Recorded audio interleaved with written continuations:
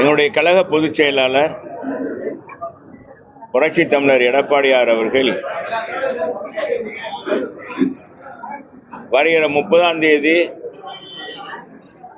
பசுமன் தேவரையாவுடைய குரு பூஜை விழாவுக்கு வருகிறார்.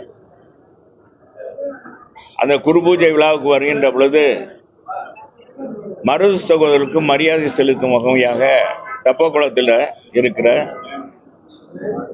மருது சகோதரர்களுக்கு மரியாதை செலுத்த வருகிறார். மாநகருக்குள் வருகிறார். மாநகர் பகுதியாக இருப்பதனால மாநகர் மாவட்ட கழகத்தின் சார்பாக புரட்சி தமிழர் எடப்பாடியாருக்கு தொடர்ந்து நாங்கள் எப்பொழுதுமே இந்த நிகழ்ச்சி நடக்கும்போது வரவேற்பு கொடுப்பது வழக்கமான உண்டு. இந்த ஆண்டும் எங்கள் பொதுச் செயலாளர் ஒத்துக்கொண்டார் வருகிறதாக. எனவே அது குறித்து ஆலோசனை கூட்டம் தான் இப்போது நடந்தது. கழக நிர்வாகிகள் கழக தொண்டர்களோடு அதிகமான பேர் கலந்து கொள்ள வேண்டும் என்ற அடிப்படையில் இன்றைக்கு முடிவெடுத்திருக்கிறோம்.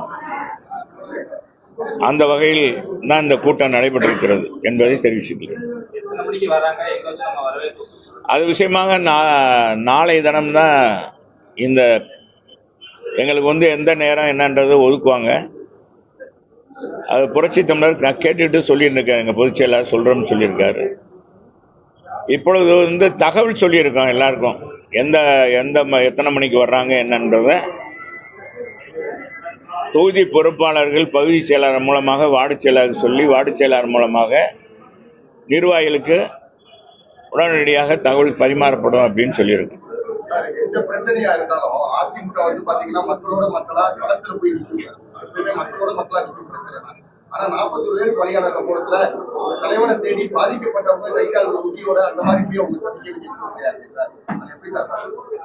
அவங்க அந்த புது கட்சி அவங்க என்ன எடுக்கிறாங்கன்றது எங்களுக்கு தெரியாது. அடுத்த கட்சியினுடைய செயல்பாடை நம்ம எப்படி போய் விமர்சிக்கிறது? அது சரியா விமர்சனம் பண்ணுவது சரியா இருக்காது. அந்த கட்சியுடைய தலைவர்கள் அந்த கூடி என்ன முடிவு எடுத்திருக்காங்களோ நமக்கு தெரியாது. மாவட்ட செயலாளர் போட்டிருக்காங்க. அந்த கட்சி தலைமை என்ன சொல்லியிருக்கோ அதன் அடிப்படையில் போய் சந்திக்கிறாங்க. இதை பற்றி நாங்கள் கருத்து சொல்றதுக்கு விரும்பல.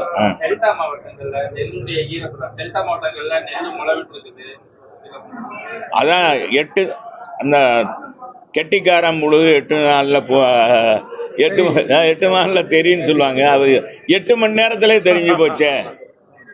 நம்ம ஒரு கல் செங்கல் நம்ம துணை முதலமைச்சர் விளையாட்டுத்துறை அமைச்சர் தீராத விளையாட்டு பிள்ளையா இருக்கார் இல்லையா, அவர் மறுத்து சொன்னார். பொதுச் செயலாளர் சொன்ன கருத்தை ஒரு எதிர்கட்சி தலைவர் மக்கள் படுற துன்பங்களை தெரிஞ்சு உடனடியாக களத்துக்கு சென்று அவரும் தானும் ஒரு விவசாயியா இருப்பதனால தான் இது அரசியல் பண்ண போகல. அவர் அந்த பாதிக்கப்பட்ட விவசாயிகளுக்கு ஆறுதல் கூறுறதுக்கு போயிருக்கார்.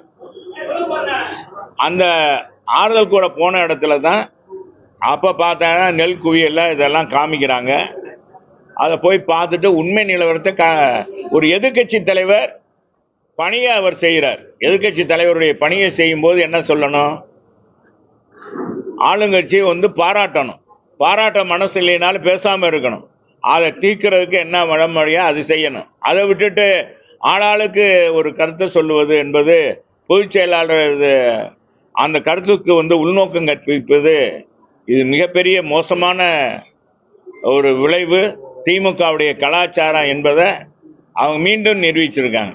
இதுக்கு மக்கள் கேட்டா மக்கள் சரியான பதிலடி கொடுப்பாங்க என்பதை தெரிவிச்சுக்கிறேன்.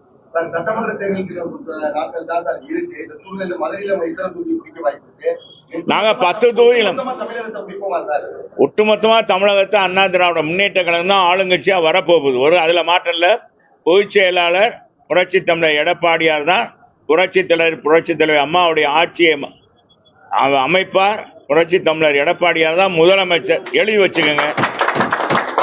மதுரையில் எத்தனை தொகுதியும்? மதுரையில் 10 தொகுதியும் அதிமுக தான் கைப்பற்ற போகிறது. நேற்றைய தினம் கூட ஒரு சம்பவம் பாருங்க. நம்ம வணிக வரித்துறை அமைச்சர் மாடக்குளத்துக்கு போறாரு. நான் சட்டமன்றத்தில் பேசும்போது இவரும் சிரிச்சுக்கிட்டே இருந்தார். அவர் அமைச்சர்கிட்ட நான் சொன்னேன், மதுரை மக்கள் வந்து குண்டும் குழியுமாக சாக்கடையில் பயணிக்கிறாங்க. மக்கள் வந்து வெளியே போகிறதுக்கு சாலையில் போகும்போது பார்த்தா சர்க்கஸ் சாகச நிகழ்ச்சி மாதிரி செய்ய வேண்டி இருக்கிறது. குடிநீர் தண்ணீரோடு கழிவுநீரும் கலக்குதுன்னு சொன்னேன். அதை சிரித்து வேடிக்கை பார்த்தாரு அமைச்சர். வேற மாதிரி திசையை திருப்பினார். எனக்கு துணை கேள்வி தான், மறு கேள்வி கொடுத்துருந்தா நான் உறுதியாக அதுக்கு பதில் சொல்லியிருப்பேன். மதுரையில் நாங்கள் அதிமுக 10 ஆண்டுகளில் என்ன செஞ்சுருக்கோம், 10 ஆண்டுகளில் மதுரை மக்களுக்கு எந்த அளவுக்கு சிறப்பான திட்டங்கள், 8000 கோடிக்கான சிறப்பான திட்டங்களை புரட்சி தலைவர் அம்மாவும் புரட்சி தலைவர் எடப்பாடியாரும் கொடுத்தாங்க. என்னென்ன பணி செஞ்ச அடுக்கடுக்காக சொல்லியிருப்பேன். ஆனால் அதுக்கு வழிவகை இல்லை, மறு கேள்வி கேட்க முடியாது. அதனால அது பதில் சொன்ன அமைச்சர் அவர்கள், நம்ம நெடுஞ்சாலைத்துறை பொதுப்பணித்துறை அமைச்சர் அவர்கள் வந்து அதை திசை திருப்புவதற்காக பதில் சொன்னார். அப்போ பார்த்தீங்கன்னா வணிக வரித்துறை அமைச்சர் சிரித்து கொண்டு இருந்தார். நேற்றைய தினம் அந்த சிரிப்புக்கு சரியான பதிலடியை மாடக்குளம் மக்கள் கொடுத்துட்டாங்க. ஏயா நீ இங்கே வர்ற, நாங்கள் படுற இங்கே பாரு சாக்கடையில் எங்கள் பிள்ளைங்க கொசுலையும் இன்னைக்கு டெங்கு பரவிருச்சு. மதுரையில் தான் அதிகமாக டெங்கு பரவிருக்கு. இப்போ டெங்கு காய்ச்சல இதில் டெங்குக்கு நாங்கள் பாதிப்பு அடைஞ்சிருக்கோம். எங்கள் குழந்தைகள்லாம் ரொம்ப பள்ளிக்கூடத்துக்கு போக முடியல. இதை சரி பண்ணுறீங்களா நீங்கள் அமைச்சர்? மாநகராட்சி நிர்வாகம் இருக்கா? இதை முதல்ல சரிப்படுத்திட்டு இங்கே வாங்க அப்படின்னு சொல்கிற அளவுக்கு இன்னைக்கு எதிர்ப்பு குரல் கிளம்பி இருக்குன்னா இது ஒரு சான்றே போதும் அதிமுக ஆட்சி மலர்வதற்கு. நாங்கள் 10 ஆண்டுகள் ஆட்சியில் இருந்தோம். எங்கேயாச்சும் எங்கள் மக்கள், எந்த மக்களாவது அமைச்சர் அதிமுக அமைச்சர்களை பார்த்து நீங்கள் வரக்கூடாதுன்னு யாராச்சும் சொன்னாங்களா?